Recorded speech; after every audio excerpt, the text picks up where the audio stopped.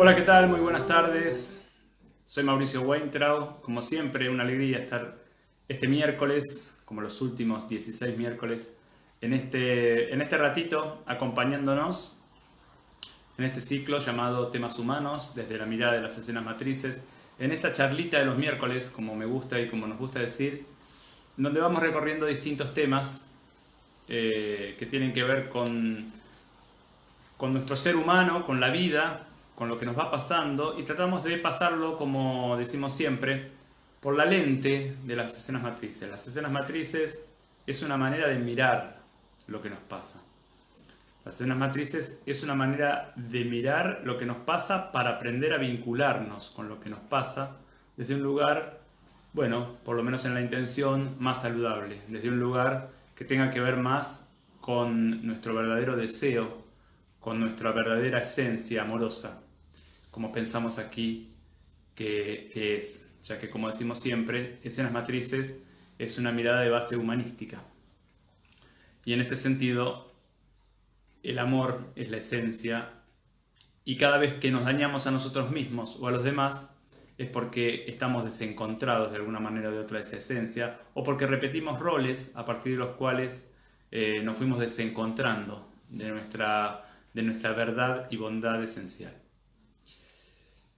El tema que tenemos hoy es un tema sumamente interesante e importante, que me pareció justamente importante traer, porque es un tema que nos atraviesa como seres humanos. Ustedes me dirán todos, sí, es verdad, pero el de hoy nos atraviesa de una manera que quizás no nos damos cuenta. El tema que tenemos hoy es la queja. ¿Qué pasa? ¿Qué nos pasa cuando estamos en una actitud de queja con respecto al otro en el vínculo, o con respecto a los otros, o con respecto a determinadas situaciones de nuestra vida? Sin embargo, como siempre digo, o como siempre intento, antes de ir directamente al tema que nos convoca hoy, voy a intentar responder o comentar dos preguntas que llegaron esta semana, fundamentalmente con relación al tema de la semana pasada y del anterior, que fue el mismo tema, el tema del amor, y que me pareció interesante. La primera pregunta nos la acerca Carolina y nos dice, si una persona perdió a sus padres cuando tenía 15 años, ¿es lo mismo que si los pierde cuando tiene, por ejemplo, 3 o 4? Digo, ¿es el mismo hueco el que le queda? Recuerden ustedes que nosotros decimos siempre que los padres están en un lugar a donde nadie más llega. Y que cuando los padres no están, o uno de los padres no están, esta ausencia redunda en un hueco en el psiquismo y en el aparato emocional del sujeto. Y que este hueco no es llenable. No es llenable por otro padre, por un padre sustituto. Sí es sanable por el sujeto cuando el sujeto entra en la adultez, o sea, a partir de que el sujeto tenga más de 22, 23 o 24 años. Pero el hueco está, y justamente para poder ir a sanarlo en algún momento, se necesita reconocer que el hueco está y no creer que el hueco no está porque la figura del padre o de la madre fue reemplazada por otro. Yendo a la pregunta de Carolina, por supuesto que no es lo mismo. Como decimos siempre, la infancia, lo que llamamos infancia, va desde el momento de la gestación, para escenas matrices desde el momento de la gestación, hasta que el sujeto es adulto, cuando tiene 21, 22, digamos 23 años. Si bien todo esto es la infancia, el sujeto no está siempre en el mismo estadio. Decimos que todo esto es la infancia, ¿por qué? Porque hasta ese momento el sujeto depende de alguna manera de los padres. Depende de los padres de distintas maneras. Ahora, claro, cuanto más pequeño es, más depende. Y cuanto más se acerca a la adultez, menos. Entonces, cuando un niño pierde a sus padres, cuando tiene 1 año, 2 o 3, el hueco es muchísimo más profundo, muchísimo más constitutivo, muchísimo más central, muchísimo más nuclear que si lo pierde a los 15, a los 16 o a los 17 años. ¿Habrá algo para sanar? Por supuesto que sí, habrá algo para sanar, pero seguramente este algo para sanar relacionado con la ausencia del padre o de los padres que se perdieron será mucho menor. Si el sujeto pierde a los padres ya en la adultez, y esto me parece muy importante, si los pierde por ejemplo a los 30 años, cuando él tiene 30 años, no hay nada para sanar. Hay un duelo para hacer, hay una tristeza que habitar, pero no hay nada para sanar. Y esto me parece muy importante para aquellos duelos crónicos que a veces encontramos en los pacientes o en nosotros mismos, que tienen que ver quizás o que comenzaron o que el paciente se dio cuenta cuando el padre o la madre falleció y él tenía 30, 35, 40 años. Si pasa esto, lo que pasó es que este fallecimiento del padre o la madre está trayendo algo de la infancia todavía no sanado y que no se había visto. Y entonces es aquello lo que se necesita sanar. Esta fue la primera pregunta, la de Carolina, que me pareció muy interesante y pertinente. Y la segunda, que también me parece muy interesante, aunque bastante más compleja, es la de Judith. Y la voy a leer y vamos a tratar de que se entienda. Judith nos pregunta, si el vínculo adulto entre padres e hijos adultos depende de los dos. Judith está tomando las últimas dos charlas, ¿no? Repito, si el vínculo adulto entre padres e hijos adultos depende de los dos. Y si en el amor una madre se prioriza y ello significa aceptar a su hijo en sus creencias y forma de vida, pero no verlo por priorizarse y tampoco ver a sus nietos. Entonces la madre se está haciendo un bien a sí misma y en consecuencia un bien a su hijo y nietos. ¿Se entendió? Vamos a ver, espero se haya entendido. Digo, lo que yo entiendo es, si el vínculo entre padres e hijos adultos depende de los dos y no del padre, como sucede en la infancia del hijo. Y si en el amor, habíamos dicho que en el amor adulto una madre se prioriza, o cualquier persona en realidad, respeta al otro pero se prioriza a sí mismo.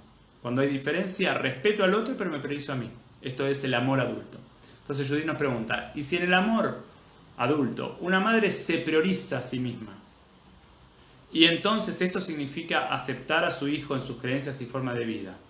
Pero por priorizarse deja de verlo y también por supuesto deja ver a los nietos. ¿Esto significa que la madre se está haciendo un bien a sí misma y también a su hijo y a sus nietos? Bueno, pregunta compleja si las hay. La respuesta es sí. La respuesta es sí. Ahora, claro, ¿por qué esta madre deja de ver a este hijo? ¿Qué le pasa? ¿Qué pasa en ese vínculo? ¿Qué es lo que está pasando en ese vínculo que la madre no puede, yo diría, no puede procesar en contacto con el hijo? Y acá a mí me parece importante esto. Si lo que me pasa como padre o como madre tiene que ver con cosas de la vida del hijo que yo no apruebo pero que no me competen, por ejemplo su elección sexual, la elección de su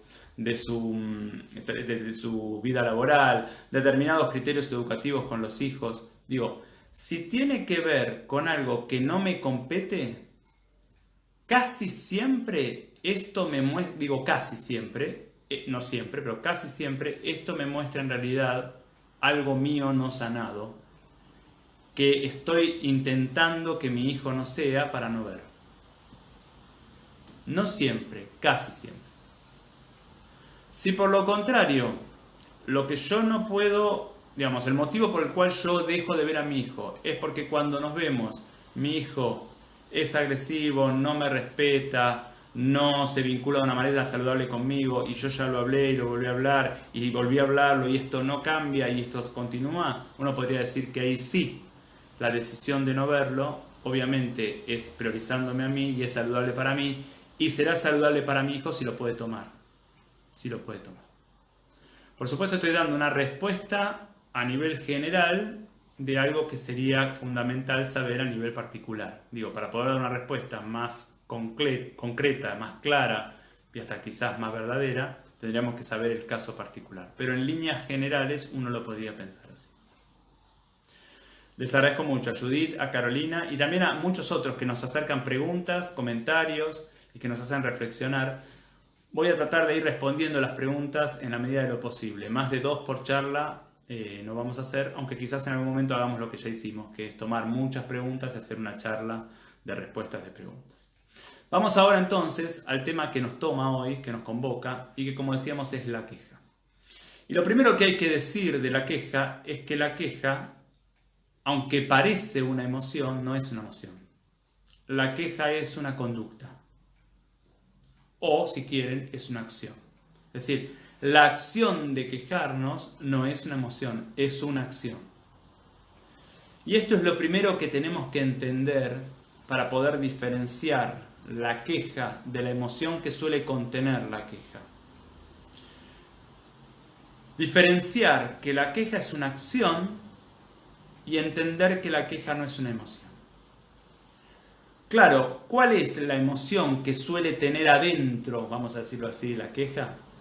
La queja suele tener adentro, como primera emoción más visible, el enojo, y en general, como emoción más profunda, la tristeza.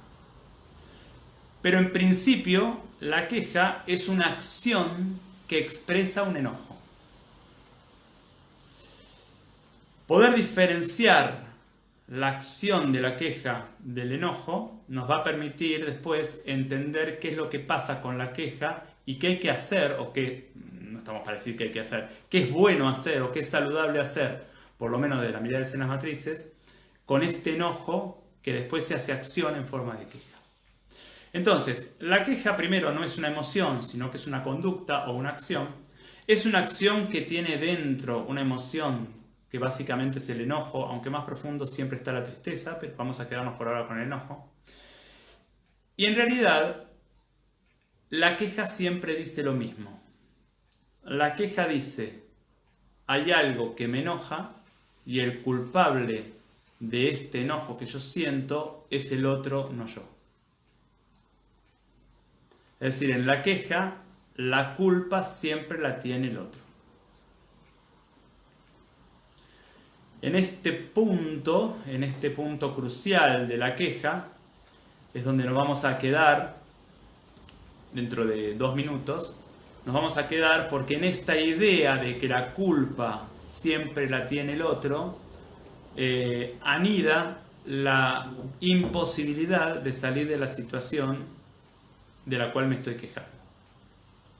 Pero antes de meternos ahí, vamos a decir que como la queja es una acción que expresa enojo, lo saludable, ¿qué sería lo saludable? Lo saludable sería lo que hacemos con toda emoción displacentera o lo que intentamos hacer desde la mirada de las escenas matrices. Es decir, ¿qué intentamos hacer cuando tenemos una emoción displacentera en la vida? Lo primero que intentamos hacer es tratar de discriminar cuánto de esta emoción le corresponde a la emoción, le corresponde a la situación que estamos viviendo, la que me provoca esa emoción, y cuánto no. Es decir, cuánto de esta situación me enoja y cuánto en realidad tiene que ver con otra cosa. Como siempre decimos, esto es difícil, esto tiene que ver con una sensación interna, esto tiene que ver con una conciencia que uno va generando de a poco, que tiene que ver con poder discriminar cuál es la carga, vamos a ponerlo así, cuál es la carga de esta emoción, de esta situación y cuánto siento yo la emoción. Digo, tengo un paciente que cada vez que se encuentra con su amigo, se enoja con su amigo porque su amigo llega entre 40 minutos y 1 hora tarde. Entonces cuando me lo cuenta, mi pregunta es, ¿cuánto hace que son amigos? Y hace 30 años. ¿Es la primera vez que pasa? No, pasa siempre. Bien. ¿Qué pasa entonces? Lo primero es, ¿cuánto de este enojo que yo siento tiene que ver con que mi amigo llega tarde y cuánto tiene que ver con mi propia historia?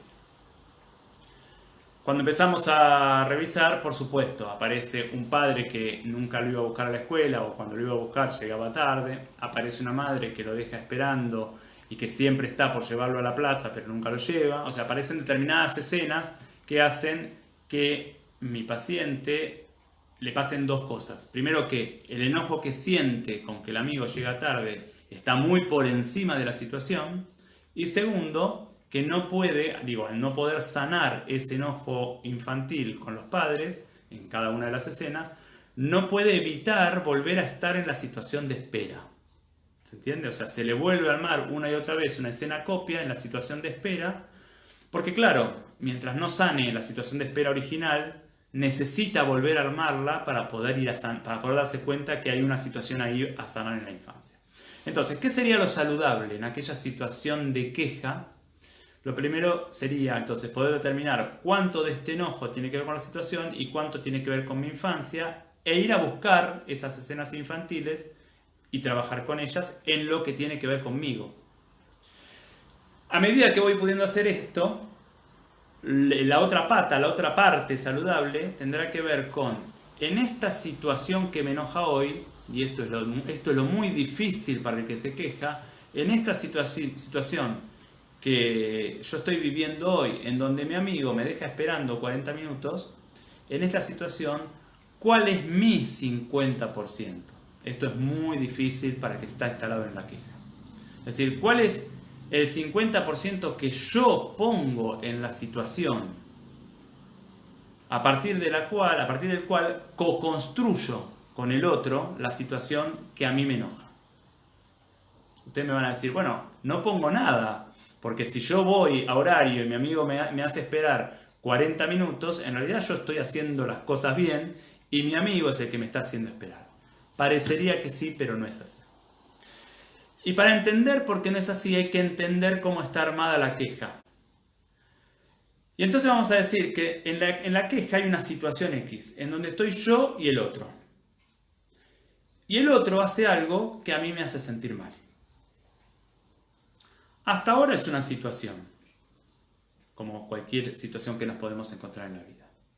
Ahora bien, cuando la situación se cronifica, y acá está la queja, porque el problema de quejarse en realidad es cuando la queja se hace crónica, es decir, cuando la situación se cronifica y entonces ya la queja es una actitud o ya la queja es una supuesta modalidad de resolución de una situación o de un problema. Cuando la situación se cronifica, uno tiene que empezar a ver que en realidad acá no hay dos personajes, acá hay más de dos personajes. Está el otro que llega tarde cuando yo quiero que llegue temprano. Pero en mí no hay dos, perdón, en mí no hay uno, en mí hay dos por lo menos, pero hoy nos vamos a quedar con dos. Y estos dos que hay en mí los vamos a diferenciar, los vamos a dividir así. Hay una parte mía que no quiere esperar 40 minutos y que se siente mal y que se enoja y que se siente triste y que siente que al otro no le importa, etcétera, etcétera, etcétera. O sea, hay una parte mía que se siente mal con la situación. Y con esta parte, en general, uno se identifica, uno la puede ver con claridad, no hay problema con esta parte. Ahora, hay otra parte, y este es el gran problema de la queja, hay otra parte mía que, vamos a entender esto, no es la que se siente mal, no es la que se siente mal. Hay otra parte mía que en vez de atender y proteger a la que se siente mal, y yo diría sacarla de la situación, en vez de hacer esto, acusa y culpa al otro de ser el responsable de cómo se siente la primera parte. ¿Se entendió? Es decir, está la parte que se siente mal y está la parte que acusa. Parece ser lo mismo, pero no es lo mismo. La parte que se siente mal. Y la parte que acusa adjudica el sentirse mal de la primera parte al otro. Sin embargo, esta parte que acusa tiene como tarea una tarea que no cumple, que es sacar a la primera parte de las situaciones en las que se siente mal. Digo, cuando mi paciente me dice, yo no tengo nada que ver, toda la culpa es de mi amigo que llega 40 minutos tarde, yo le digo, si hace 30 años que llega tarde, deberías saber que va a volver a llegar tarde. Y entonces ver de qué manera podés encontrarte con tu amigo sin que te haga esperar. Por ejemplo, llega vos una hora tarde, o citalo en tu casa, y entonces por lo menos esperas en tu casa, si eso es bueno para vos, habrá que ver qué es bueno para vos, o no te encuentres más, o anda vos a la casa de él, entonces estás seguro que no lo vas a esperar.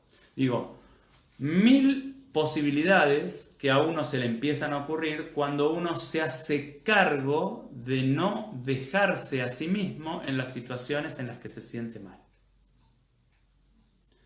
Y por supuesto, cuando uno va a ver cómo se arma este esquema de la queja, y va a la infancia a buscar cuáles son esas escenas en donde el sujeto aprendió por un lado a quejarse y por el otro lado a quedarse en esos vínculos o en esas situaciones, porque a veces no es que haya que cortar el vínculo, simplemente hay que modificar la situación.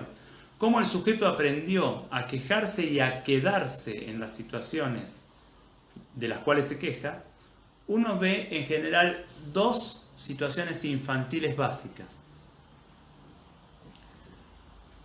O ve un padre que lastima a un nene y el otro padre que no defiende al nene y se queja del primero. ¿Se entendió?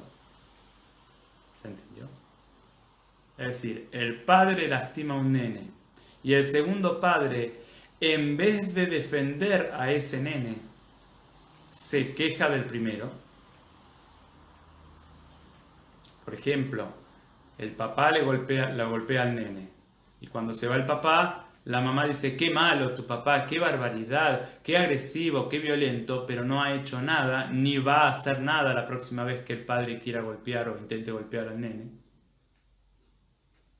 Entonces ahí la madre, que puede ser el padre, ¿no? Digo, el padre que se queja es también el que no defiende y es también el que entrega. O ve esta situación en la infancia, o en general ve otra situación parecida, aunque un poquito diferente, y es un padre quejándose del otro padre ante el nene. Es decir, diciéndole una y mil veces lo infeliz que es con el otro padre, diciéndoselo a su hijo. Por ejemplo, la madre hablando mal del marido, el padre hablando mal de la mujer, y no haciendo ningún movimiento o casi ningún movimiento para cambiar, y el hijo teniendo que recibir una y otra vez este movimiento, esta conducta de queja,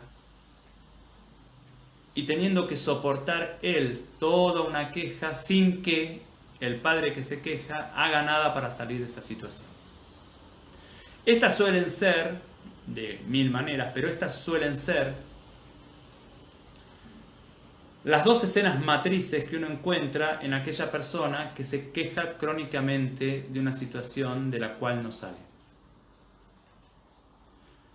¿Cómo se pasa esto a la actualidad? El otro es el padre del cual se quejaban. La parte mía que se siente mal por esperar 40 minutos es el nene que fui. La parte mía que todo el tiempo culpa a mi amigo de sentirse mal, o sea, culpa a mi amigo de que esta primera parte se siente mal, es el padre que se quejaba. ¿Se entiende cómo se introyecta este vínculo? Y acá me parece que hay algo muy importante a entender. En el armado psíquico del nene, el padre que se queja termina siendo el padre bueno y el padre del cual se quejan termina siendo el padre malo. Es decir, el nene no puede diferenciar que acá hay dos adultos co-construyendo un vínculo o que acá hay dos adultos que arman la escena en donde él es agredido. Él no lo puede diferenciar. Él le va a creer al padre que se queja.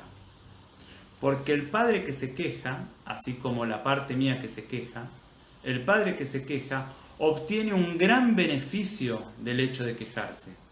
El beneficio es que él es el bueno y toda la culpa le recae al otro. Y este es el beneficio que sacamos nosotros también en la adultez cuando nos quejamos crónicamente de otro. Cuando nos quejamos crónicamente de otro y no salimos de la situación displacentera para nosotros, nosotros somos los buenos en el vínculo y no tenemos nada que cambiar, no tenemos nada en que crecer. Toda la culpa es del otro. Pero claro, hacemos lo mismo que hacía ese padre quejoso en nuestra infancia.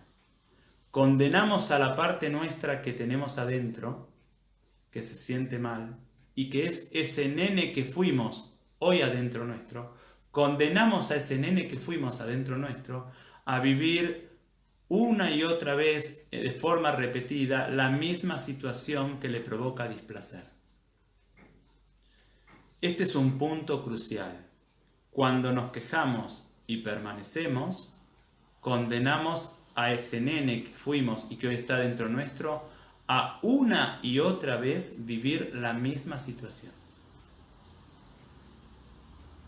Quien se queja crónicamente no asume nunca su 50%. Y como no asume su 50%, no puede cambiar su 50%. Y como no puede cambiar su 50%, queda otra vez en la misma situación displacentera. Porque quien se queja crónicamente, y esto me importa mucho, ya sea aquel padre que se quejaba, o uno cuando se queja, o mejor dicho, la parte mía que se queja, la parte mía que se queja no quiere cambiar, quiere quejarse.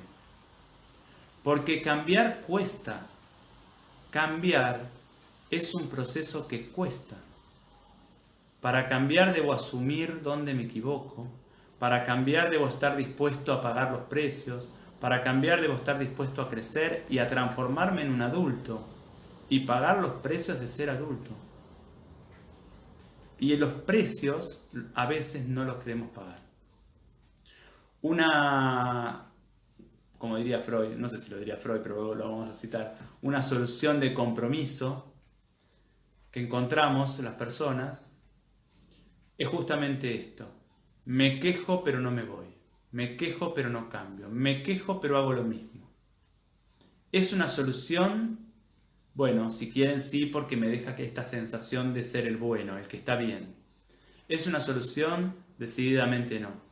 Porque hay una parte mía que todo el tiempo tiene que esperar a mi amigo 40 minutos y todo el tiempo se siente mal con eso.